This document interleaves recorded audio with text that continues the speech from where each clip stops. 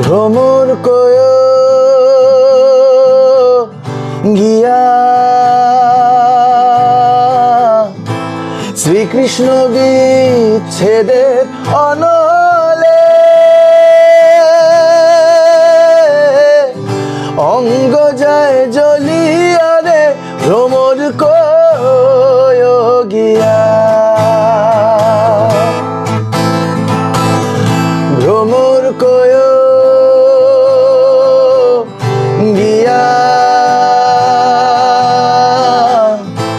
শ্রীকৃষ্ণ বিচ্ছেদের অনলে